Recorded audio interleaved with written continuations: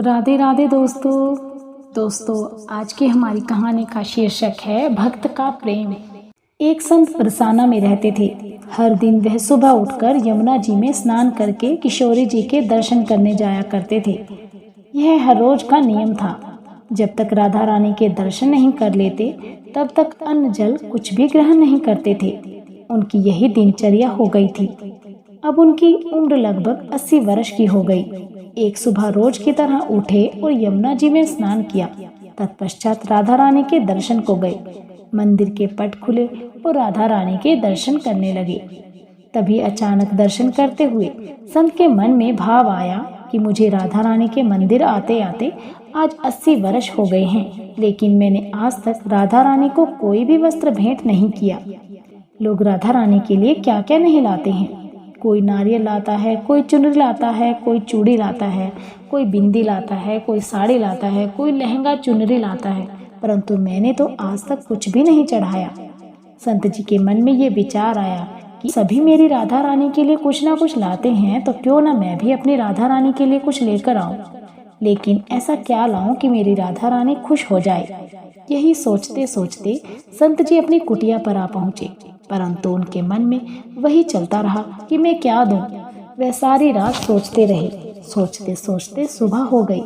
सुबह उठकर स्नान किया और उस दिन उन्होंने अपनी कुटिया में ही राधा रानी के दर्शन तथा पूजन कर लिया।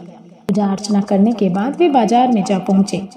वहां जाकर उन्होंने सबसे सुंदर वाला लहंगा चुनरी का कपड़ा लिया और अपनी कुटिया में आ गई और उसे खुद सिलने का सोच विचार कर अपने ही हाथों से लहंगा चुनरी को सिलने लगे। उन्होंने उन कपड़ों में सुंदर से सुंदर गोटा लगाकर जब उन वस्त्रों को पूरी तरह से तैयार कर लिया तो मन ही मन सोचा कि इस लहंगा चुनरी को जब मैं अपनी किशोरी जी को पहनाऊंगा तो वे बहुत ही सुंदर लगेंगी। ऐसा सोचकर संत मन ही मन भाव विभोर होकर मुस्कुराने लगे। अगले दिन संत जी उस लहंगा चुनरी को ले राधा रानी के मंदिर की ओर चल दिए। वे मंदिर की सीढ़ियां चढ़ने के साथ साथ अपने मन में सोच ही रहे थे कि आज मैं अपने हाथों से बनी हुई पोशाक अपनी राधा रानी को पहनाऊंगा। इस पोशाक में मेरी किशोरी जी बहुत सुंदर दिखेंगी। सीढ़ियां चढ़ते हुए अचानक एक बरसाना की छोटी सी लड़की आई और बाबा से कहने लगी, बाबा आज तो तुम बहुत खुश लग रहे हो, क्या बात है, हमें भी तो बताओ ना बाबा। तो बाबा बोले, लाली आज मैं इसलिए बहुत खुश हूँ क्योंकि आज मैंने अपने हाथों से राधा रानी के लिए लहंगा चुनरी बनाई है। इन वस्त्रों को मैं राधा रानी जी को पहनाऊंगा और इन्हें पहनकर मेरी राधा रानी बहुत भली दिखेंगी। तब उस छोटी सी लड़की ने कहा, बाबा मुझे भी तो दिखाओ, आपने कैसी लहंगा चुनरी बनाई है। तब बाबा ने उसे वह वस्त्र खोल कर दिखाए।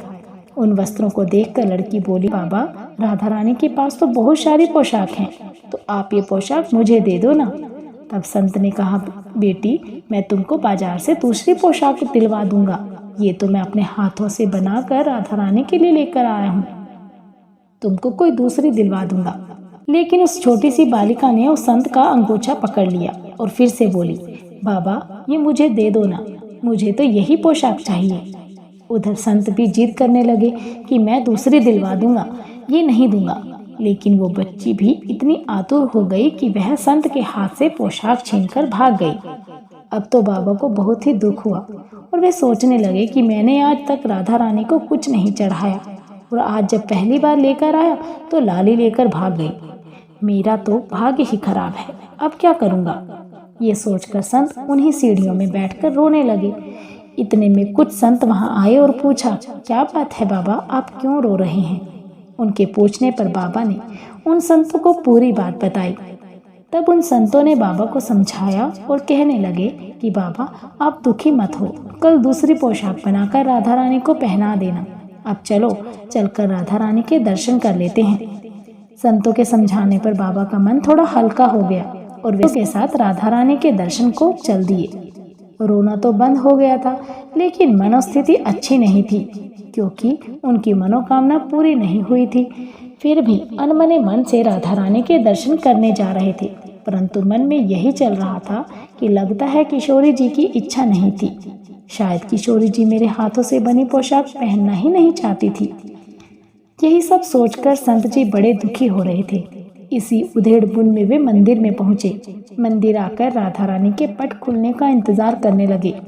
थोड़े ही समय के बाद मंदिर के पट खुले तो संतों ने कहा, बाबा देखो तो आज हमारी राधा रानी बहुत ही सुंदर लग रही हैं। उनका मन तो पहले से ही व्यथित था, परंतु संतों की बात सुनकर जैसे ही बाबा ने अपना सिर उठाकर देखा तो जो स्वरूप देखा वो दंग रह गए। उन्होंने देखा कि जो लहंगा चुनरी बाबा ने अपने हाथों से बनाई थी वही आज राधा रानी ने पहनी थी।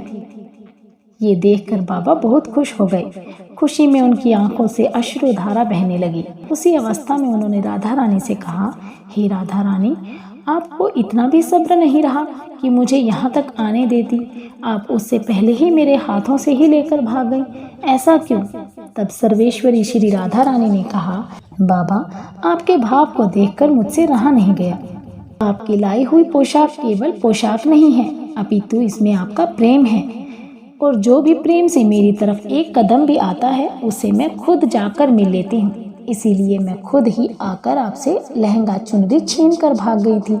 दोस्तों, तभी तो कहा गया है कि भगवान को केवल भक्त का प्रेम ही वश में कर सकता है। इसीलिए तो कहा गया है, भगत के वश में है भगवान, भगत के वश में है भगवान।